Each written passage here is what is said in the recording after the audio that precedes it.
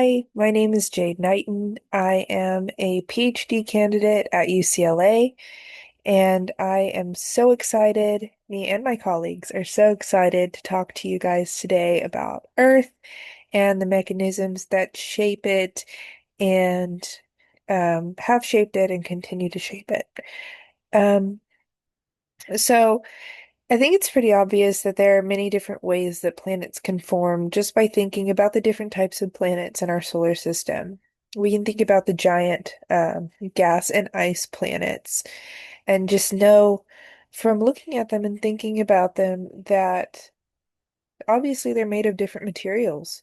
Um, so there must have been different processes at work to shape those.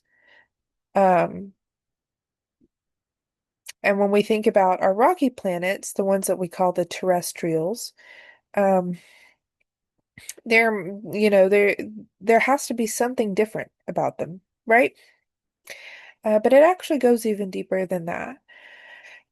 Even amongst the terrestrial planets, the rocky planets and um,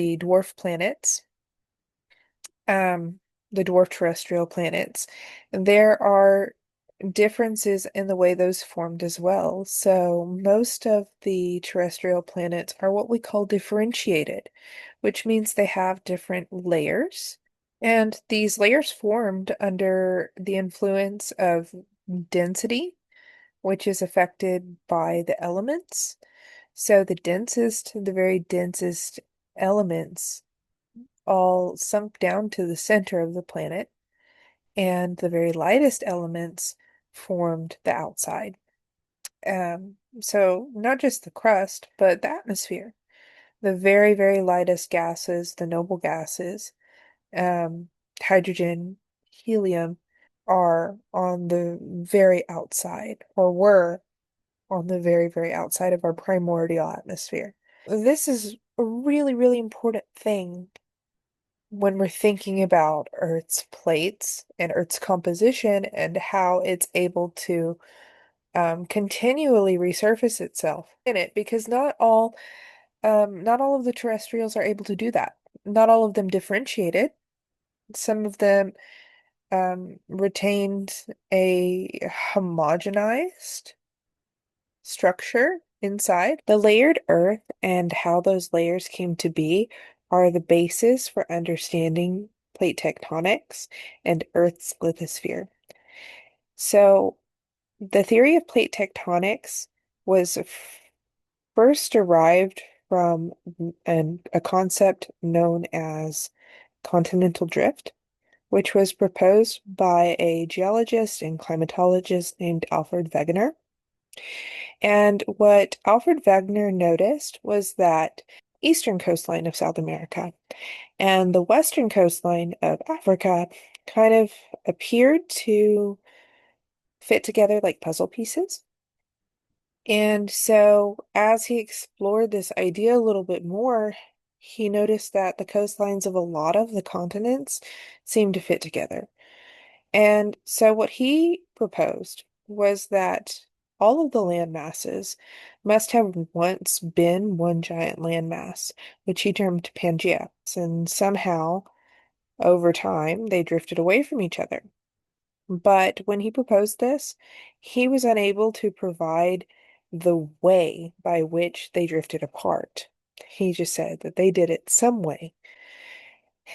And since he couldn't say why they drifted apart from each other, and other geologists also couldn't explain that, so for this reason, it was many, many years later before the theory of plate tectonics was actually developed. There are actually geologists alive today who, when they were young, didn't learn the theory of plate tectonics in college, which is actually pretty amazing.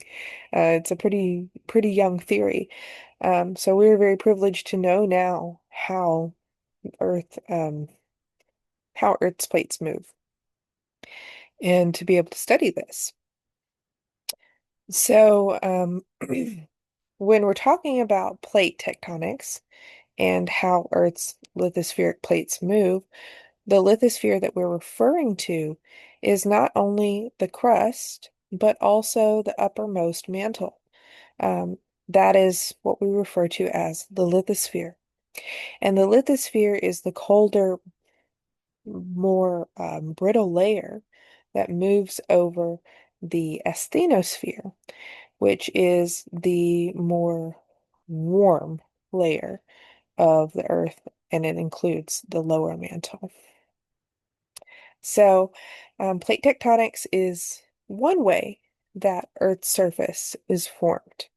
And so, with that, I am going to have some of our experts here at UCLA answer some of your questions about plate tectonics. Hi everyone, I'm Saeed Mohanna. I'm a PhD candidate here at UCLA studying in Dr. Links and Meng's earthquake group. And today I'm going to tell you how earthquakes happen. So, earthquakes happen because basically these big blocks of rock called tectonic plates, you can kind of think of them as jigsaw puzzle pieces all on the surface of the earth. They will move towards each other, away from each other, and past each other. And when they move like this, sometimes they can get stuck, and when they get stuck they build up all this pressure, and when they want to release that pressure, they release it in the form of shaking, and that's called seismic waves, which is what you feel as an earthquake. Yeah. Hello everyone, my name is Matthew Bogmo. I'm a doctorate student here at UCLA in Southern California, and I do research on how the inside of the Earth affects the outside where we live. And I'm going to answer some of your Earth science questions today. So Articus wants to know what happens when tectonic plates collide with each other. Well, I have a model here of two tectonic plates colliding with one another. Here, we're going to say is North America, and this is the Pacific plate. And what ends up happening is this plate is actually falling below the North American plate. And as it does that, it's actually pushing against the North American plate a little bit too, and it's crinkling it, creating mountains. While this plate, the Pacific plate, goes down into the interior of the Earth, it then starts to interact with the interior of the Earth and can create magma. That magma is really light in comparison to stuff around it. And so it rises through the Earth to the surface, and eventually will come out on top of the North American plate, and it will form lava flows. They cool, and then they slowly build up over millions of years to create volcanoes.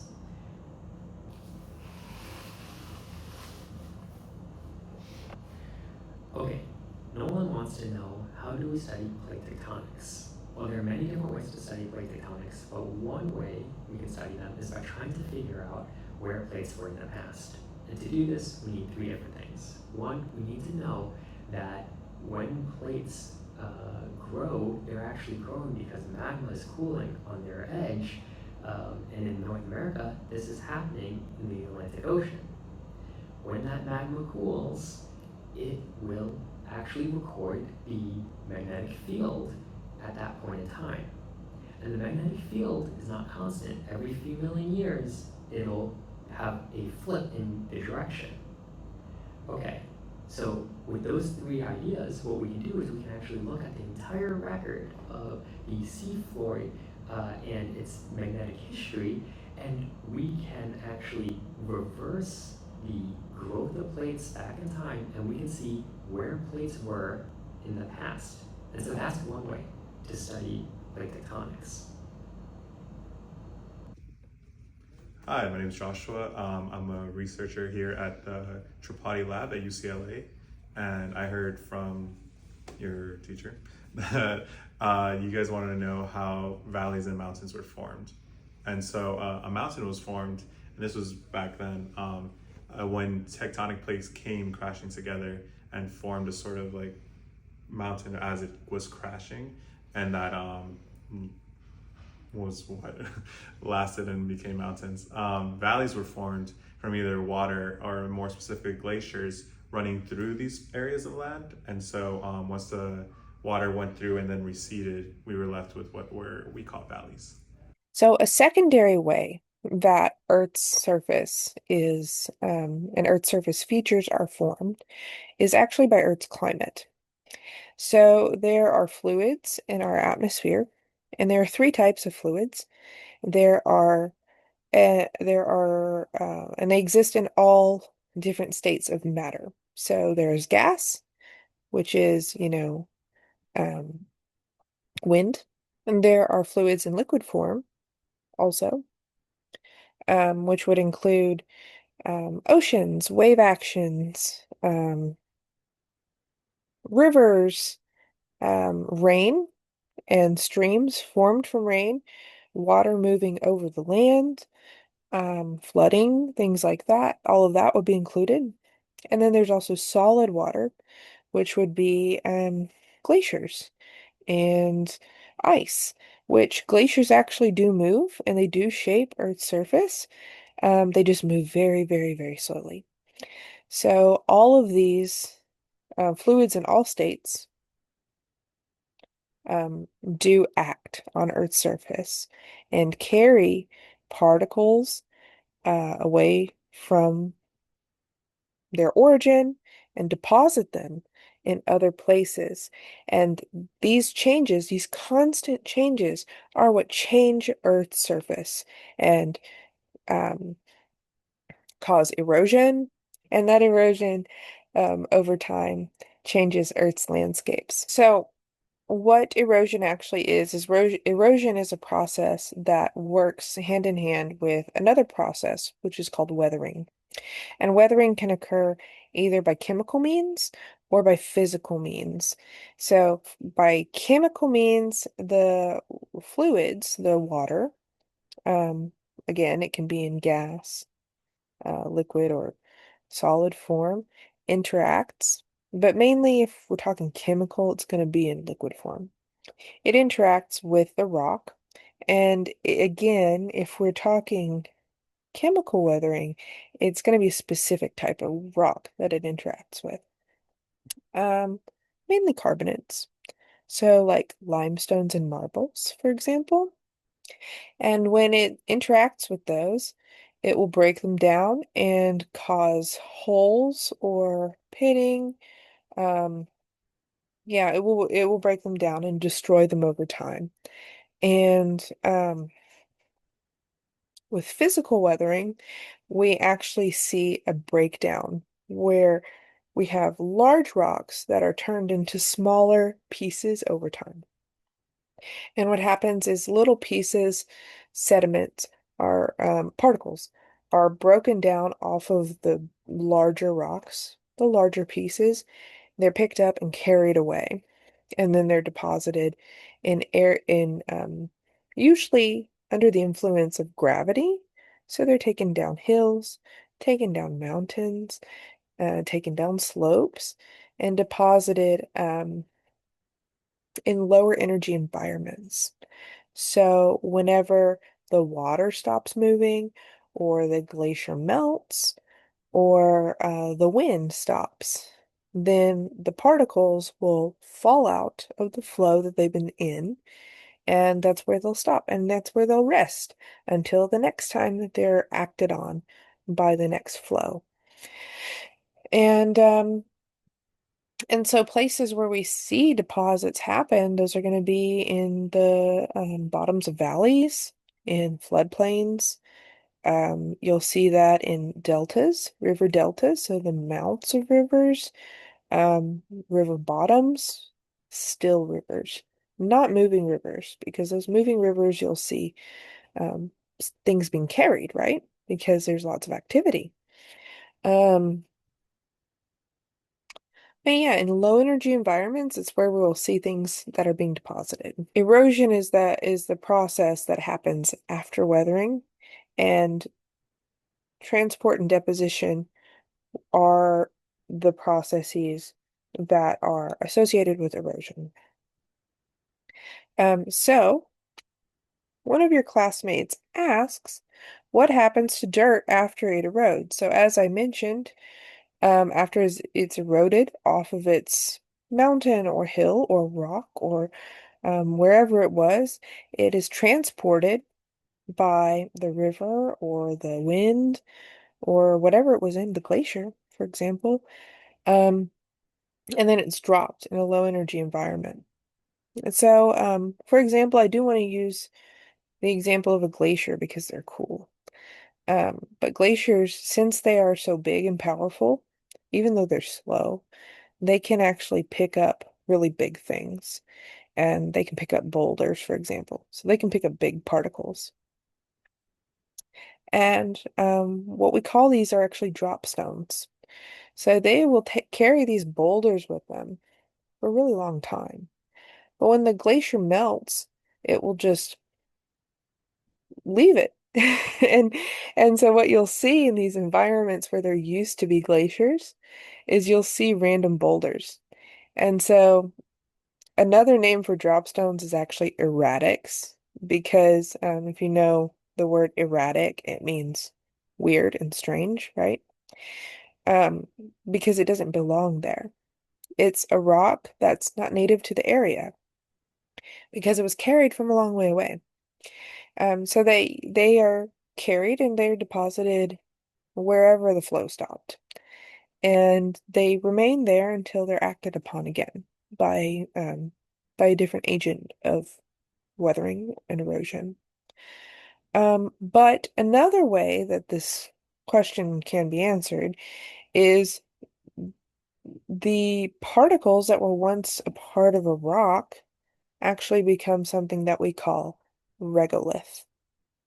So they go from being a rock to being regolith, which means like rock types, like smaller pieces of rock. And then eventually, once they become fine enough and start to be mixed with organic material, like old pulverized leaves and bits of biomass, then at that point they actually become soil. So parts of rocks and minerals, um, after they erode away, they're on the path to becoming part of the soil. So the intermediate between the two is actually called regolith. So you might observe that sometimes. And so yeah, I hope that answers your question. Hi, I'm Jusai Zhu, an assistant project scientist from the Department of Earth, Planetary and Space Sciences at UCLA. Our question is, how does elevation influence climate? That's a great question. As for elevation, normally we call it as the height above or below the Earth's sea level. For climate, there are multiple proxies for climate. But here, I guess we focus most on the temperature and precipitation changes. Um, Normally there is a term called adiabatic cooling, like the higher elevation, then the temperature will go down. It's like the higher elevation and then the air pressure will decrease. The air will expand. And then because of adiabatic cooling, yeah, then the temperature will go down. On the other hand, like the temperature fluctuations, or we say the temperature swings, will also reduce or decrease. Because the temperature there, it just like it's because of the radiation from the grounds. The radiation from the ground. The grounds will heat up the air above that. But with the higher elevation, the air will be much thinner, and then it will be less effective. Yeah. As for the precipitation, there is a term so-called orogenic field effect. So, like the overall, the precipitation will decrease with a higher elevation. But that's just a rough estimation. For some specific areas, like we say, if this is the wind direction, this is the elevated landscape, then we say for this windward slope, the precipitation will increase. But on the other side, the leeward slope, the precipitation will decrease. It will be much drier. That's an overall interpretation. Like for some specific areas, we need to like analyze them based on the local multiple causes. It's like sometimes we say the elevation caused by the tectonic uplift that might be the dominant cause for climate change, but sometimes they might not be. It's like we need to be more cautious on it. Yeah, for for the temperature decrease with a higher elevation, we also need to be more cautious. This because the local conditions, as we say, the seasonal condition, also the local vegetation, they will also have a big impact on that. Yeah, there is an estimated number for that, like one 100 meters higher, then the temperature will roughly decrease at about like 0.6 centigrades. But when it's higher, with the higher elevation, the decrease of temperature will also decrease. There will be less than 0.6 centigrade. And yeah, there are also multiple causes about that. For the precipitation, temperature changes, and other proxies of climatic changes because of the elevation, that's very complicated across big continents. We need to consider, yeah, for some specific cases, we need to consider other multiple causes, like we say, the distance from the seasides, and also like the topographic condition around this area. They all shape the climate, and then the climate will show some feedback to the elevation. Yeah, this is a kind of interesting area. Hi everyone, my name is Hannah. I'm a research assistant in Dr. Aradhana Tripathi's lab at UCLA, and Miriam asked if water can erode mountains, and I'm here to tell you guys that yes, it can, and in a lot of different ways over a lot of different time spans as well. So dramatic events like floods can erode mountains, but regular rainfall, rivers, creeks, these all erode mountains too. And an example we see of this in the eastern United States is the Appalachian Mountain Range. So experts believe that those mountains used to be quite a bit taller than they are today, and what shortened them was erosion over time. Part of that erosion was due to water. So thanks so much for taking the time to spend some time with us today. But for your final question, we actually have a wonderful climatologist and archaeologist to answer it for you, whose specialty does involve Earth's magnetic field. And that's one of the strengths of UCLA and the Tripati Eagle ISO lab is that we have amazing researchers from all over the world who we can rely on to answer our questions expertly. Um, so for the final question, um, Phoebe asks, why is the magnetic force of the North Pole greater than the magnetic force of the South? So enjoy. Hi Phoebe, my name is Dr. Amr Shahat, and I'm trying to answer your question. Why is there a difference between the magnetic field in the northern hemisphere than the southern hemisphere? But before I answer why, I would tell you how I deal with this problem every day in my work. Here is example of Egyptian collection. When I want to carbon date and know how old things are, like a coffin or a mummy, I look at organic materials like linen made of flaxseed. And to know how old materials are, I have to count for differences between the carbon 14 concentration between the northern hemisphere versus southern hemisphere. If this material is coming from Peru, ancient Peru is different than carbon dating materials from ancient Egypt. to know how old things are in archaeology, we do a test called carbon dating. The one who invented carbon dating was Willard Libby, and he based or tested his invention or discovery of carbon dating method by actually analyzing grains and wood samples from ancient Egypt, and the grains come from the Step Pyramid, the oldest one.